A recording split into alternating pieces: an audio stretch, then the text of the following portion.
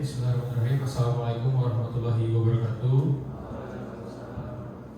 Sebelumnya saya ucapkan terima kasih kepada Mas dan Mbak sekalian telah hadir pada seminar kerja praktek dari Mas Farhan Haji Pradana dengan dosen pembimbing yaitu Insinyur Muhammad Ridwan Hadi Purnomo, STMSC, PhD, EPM.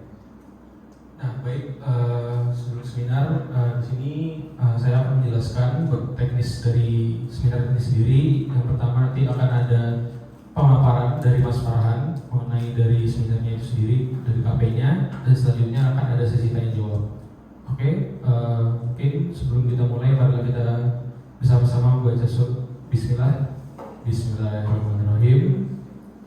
Kita mulai saja seminar kita. Saya persilahkan kepada Mas Farhan. Terima kasih Mas Didi atas waktunya. Sebelumnya saya ucapkan terima kasih kepada teman-teman yang sudah hadir di seminar saya pada hari ini. Mungkin izin menginformasikan untuk Pak Ridwan selaku dosen pembimbing saya masih dalam proses kegiatan, jadi nanti bakal menyusul atau jikalau bisa begitu.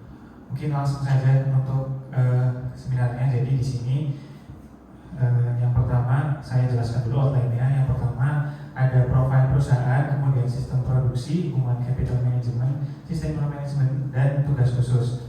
Dimulai dari profil perusahaan terlebih dahulu.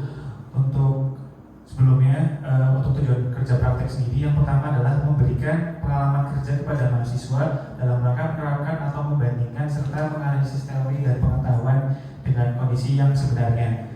Kemudian mengenalkan dan membiasakan diri terhadap dunia kerja sebenarnya sehingga dapat membangun etos kerja yang baik, serta sebagai upaya untuk memperluas cakrawala wawasan kerja. Yang ketiga, menjalin hubungan kemitraan antar universitas terkait dengan perusahaan tempat kerja praktek.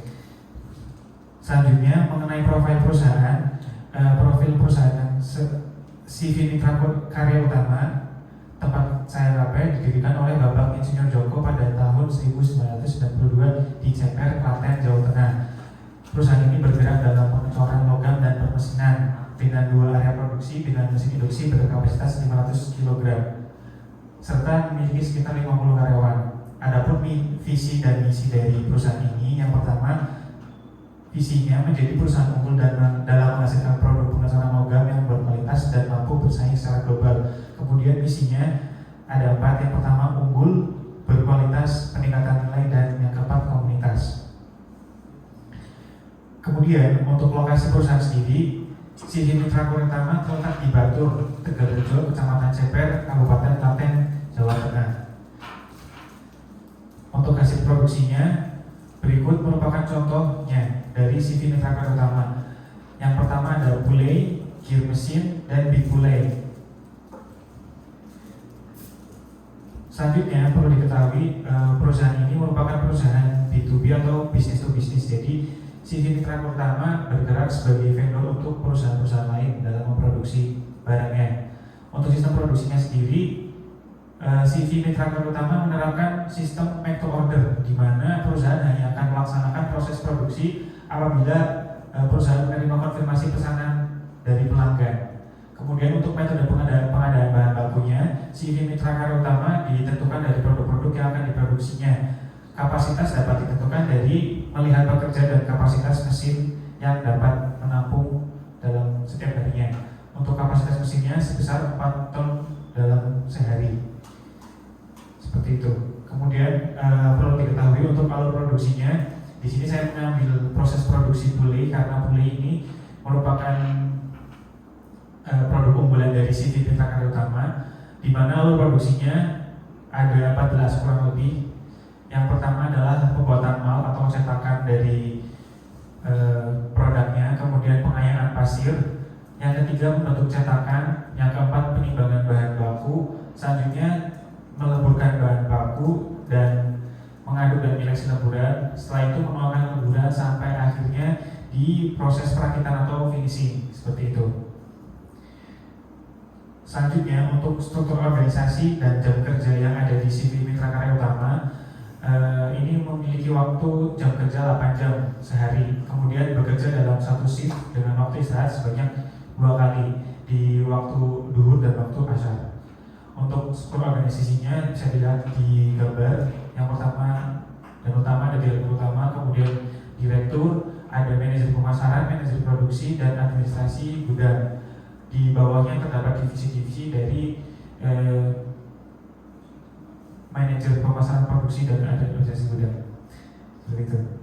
Nah, selanjutnya untuk mengenai sistem informasi manajemen yang ada di CV Mitra Karya Utama, menggunakan WhatsApp sebagai untuk mengetahui pesanan masuk. Jadi si CV Mitra Karya Utama masih mengandalkan WhatsApp untuk proses ordernya. Kemudian untuk sistem informasi manajemennya masih tergolong tradisional karena masih mengandalkan kertas dan buku. Seperti itu. Nah, selanjutnya untuk pemasaran hasil produksinya, CV Mitra Karya Utama telah memasarkan di wilayah Pulau Jawa, Sumatera, dan Kalimantan.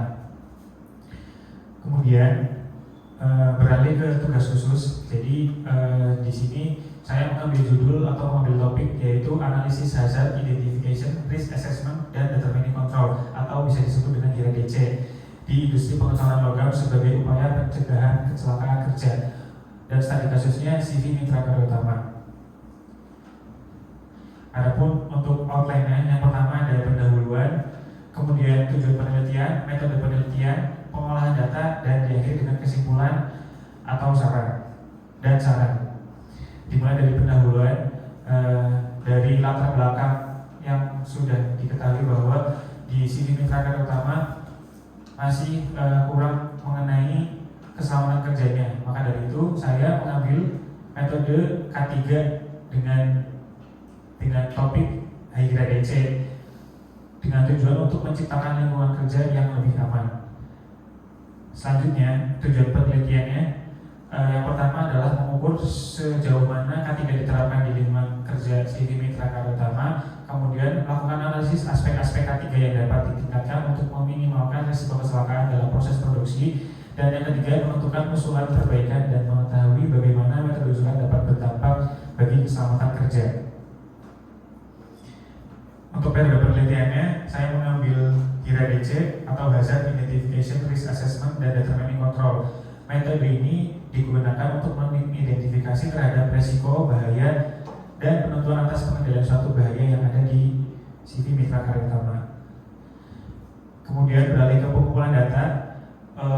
Data diambil dari dua sumber, yaitu data primer dan data sekunder. Keduanya menggunakan melalui hasil observasi dan wawancara, dan yang membedakan data primer dari pihak manajemen, kemudian data sekunder dari koordinator produksi. Selanjutnya, berikut merupakan hasil dari analisis hazard identification atau penentuan sumber bahaya, di mana di ke-13 proses atau kegiatan terdapat sumber bahaya seperti yang pertama pembuatan mal itu dapat terkena lem dan tertimpa bahan pembuatan mal sehingga memiliki resiko yaitu kulit terkelupas dan memar. Kemudian dari ke-13 hazard atau sumber bahaya didapatkan data sebagai berikut. Kemudian beralih ke risk assessment atau penilaian risiko. Jadi dari ke-13 proses yang untuk produksi gulai terdapat 96 jenis bahaya atau risiko yang berpotensi menjadi kecelakaan. Saya ambil contoh di proses yang pertama, jenis bahayanya yaitu kulit yang terkelupas, memar, dan terluka, dan memiliki bobot peluang C dan bobot akibatnya 2, sehingga dapat ditentukan tingkat resikonya adalah medium. Kemudian tingkat resiko tersebut terbagi jadi 4, ada medium, low, high, dan extreme. Seperti itu. Kemudian untuk pengendalian resiko dapat ditentukan sebagai berikut. Yang pertama, saya ambil contoh di kegiatan pembuatan mal, terdapat sumber bahaya tangan terkena lem, tertimpa bahan pembuatan mal. Dan pengendalian risikonya seperti menggunakan sarung tangan saat bekerja dan menyediakan P3K. Dan pada proses pengecatan atau finishing terdapat sumber bahaya seperti gas beracun, terkena mata, dan partikel debu. Langkah pengendalian resikonya yaitu menggunakan APD dengan kacamata safety, masker, serta sarung tangan dan menyediakan P3K. Oke, dari data dan analisis yang sudah saya paparkan dapat disimpulkan bahwa yang pertama, hasil penilaian berdasarkan penilaian risiko terdapat 96 jenis bahaya di CV mitra karya utama dengan rincian dari yang tertinggi sampai yang terendah. Pada bagian produksi yaitu terdapat 3 jenis bahaya pengklasifikasian tingkat risiko ekstrim. Terdapat 66 jenis bahaya pengklasifikasian high risk, 23 jenis risiko medium risk dan 4 jenis risiko dengan pengklasifikasian low risk. Kemudian untuk penanganan kecelakaan di CV mitra karya utama, apabila masih dalam risiko rendah, penanganan dilakukan oleh perusahaan. Apabila tergolong tinggi, langsung dibawa ke rumah sakit. Kemudian pada saat bekerja, karyawan tidak menggunakan APD alat pelindung diri, padahal risiko kecelakaan cukup tinggi. Usulan untuk mengurangi tingkat kecelakaan kerja pada produksi yaitu menggunakan APD seperti kacamata safety, masker, sepatu safety, sarung tangan, baju tahan panas pada saat peluburan atau pada saat proses produksi. Seperti itu. Kemudian beralih ke dokumentasi, mungkin teman-teman bisa melihat hasil dari kerja praktek saya melalui dokumentasi berikut.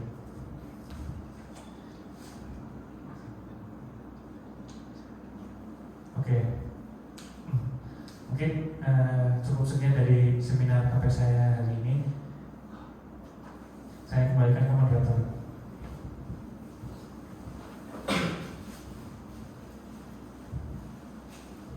Terima kasih kepada Mas Farhan yang telah memaparkan dari kerja prakteknya ya. Selanjutnya yaitu sesi tanya jawab kepada Mas dan Mbak yang ingin bertanya. Mohon ini merupakan waktunya, silakan.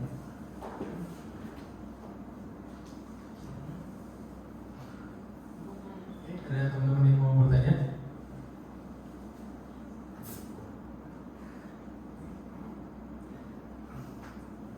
Boleh Mas Siti.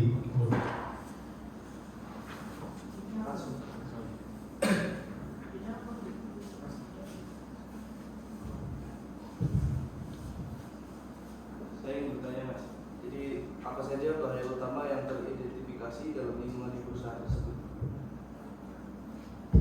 Oke, terima kasih atas pertanyaan Mas. Izin saya buka beberapa lagi.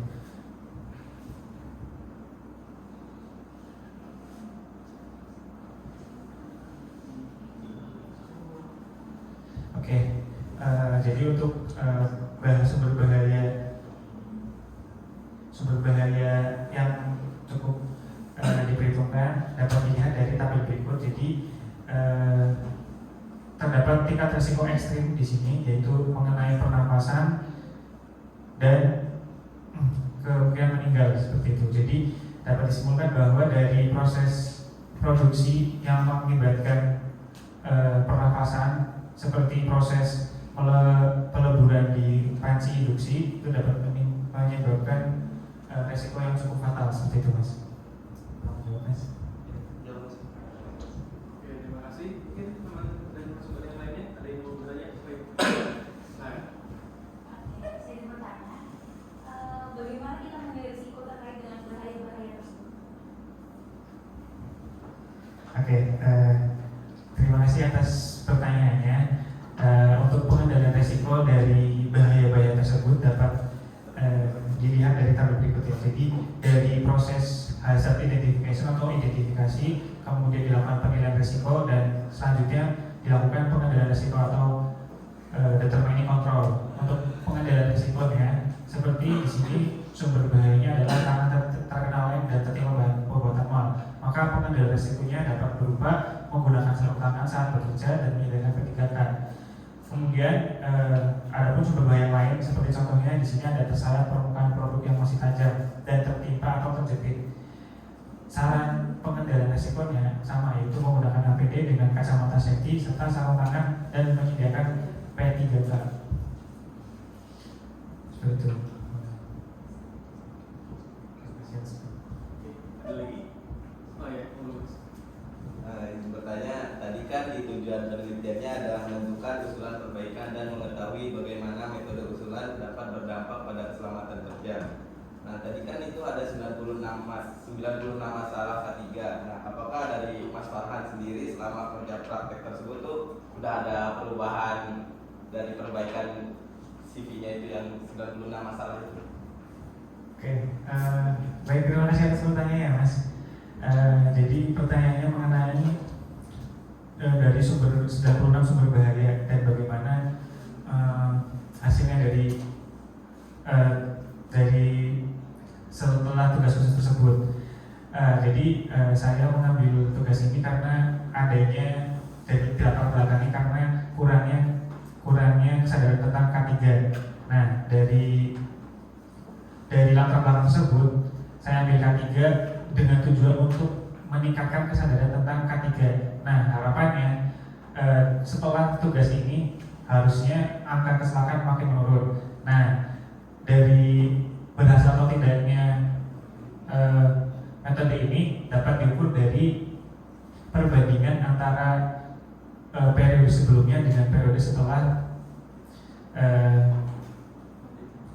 penelitian saya dilakukan seperti itu Mas. Jadi dapat diukur dari periode sebelumnya dan periode setelahnya.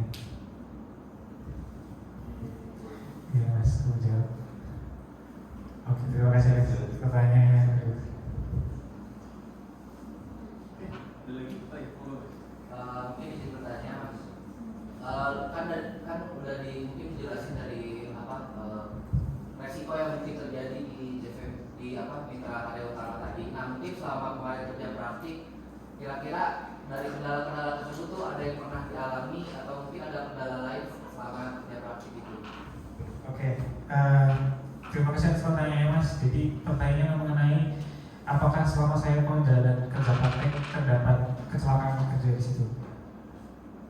Oke, jadi alhamdulillah dari proses perjalanan praktek saya selama 1 bulan kemarin tidak ada kecelakaan kerja yang cukup berarti.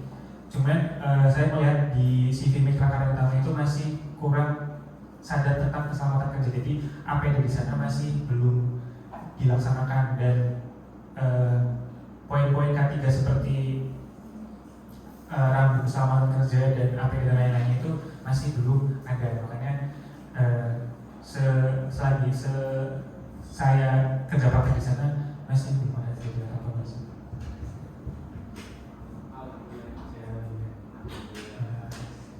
Walaupun belum dilakukan dari K3 tersebut, tapi tidak ada pekerja yang terluka gitu ya Mas. Ya.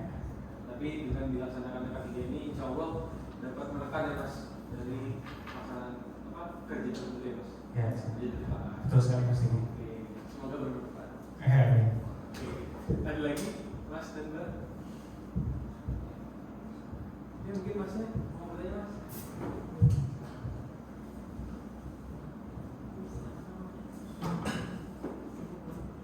Oke, ikut kali ya? Ya Mas. 5, 4, 3, 2, 1. Oke, terima kasih Mas dan Mbak semuanya karena sudah menyimak dari pemaparan sebenarnya Mas Farhan dan juga telah bertanya. Semoga apa yang sudah disampaikan Mas Farhan menjadi tambahan ilmu juga buat Mas dan Mbak sekalian. Mungkin ada lagi yang mau disampaikan Mas Farhan untuk menutup? Sekali lagi saya ucapkan terima kasih kepada teman-teman Mas Mbak yang sudah hadir dari saudara saya. Semoga dilaksanakan rezekinya Mas. Amin, amin ya rabbal alamin. Oke, mungkin karena sudah selesai pemaparan dari Mas Farhan dan juga pertanyaan dari Mas dan Mbak sekalian, kita cukupkan dengan mengucapkan alhamdulillah sama-sama. Alhamdulillah. Mohon maaf. Wassalamualaikum warahmatullahi wabarakatuh.